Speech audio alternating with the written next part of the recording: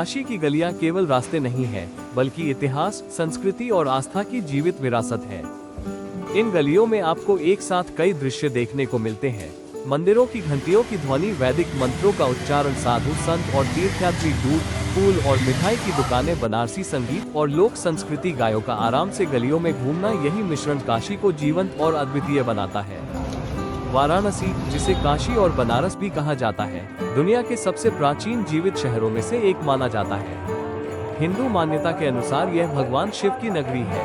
हर शाम गंगा नदी के तट पर होने वाली गंगा आरती भारत के सबसे भव्य आध्यात्मिक आयोजनों में से एक है। गंगा आरती का इतिहास। गंगा आरती की परंपरा सदियों से गंगा माता के प्रति श्रद्धा और कृतज्ञता प्रकट करने के लिए चली आ रही है। आज जिस भव्य रूप में दशाश्वमेध घाट पर आरती होती है, उसका आधुनिक स्वरूप लगभग 1990 के दशक में व्यवस्थित रूप से विकसित किया गया। इसमें कई वैदिक ब्राह्मण एक साथ शंख, घंटी, दीप, धूप और वैदिक मंत्रों के साथ मां गंगा की पूजा करते हैं।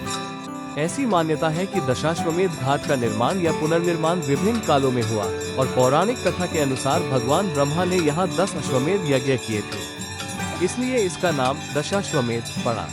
गंगा आरती कैसे होती है? हर शाम सूर्यास्त के बाद शंखनाद से आरती की शुरुआत होती है। वैदिक मंत्रों का उच्चारण किया जाता है। बड़े बड़े बहुस्तरीय दीपकों से मां गंगा की आरती होती है।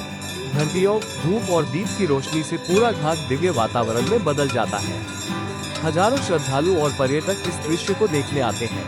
आरती लगभग 45 मिनट से 1 घंटे तक चलती है। गंगा आरती देखने का सबसे अच्छा स्थान दशाश्वमेध घाट, सबसे प्रसिद्ध और भव्य आरती। 80 घाट अपेक्षाकृत शांत, सुबह की आरती भी प्रसिद्ध है। नाव, बोट से बीच गंगा में बैठकर आरती देखना भी बहुत लोकप्रिय है। वाराणसी में गंगा नदी की नाव यात्रा, बोट राइड सबसे लोकप्रिय और मनमोहक अनुभवों में से एक है।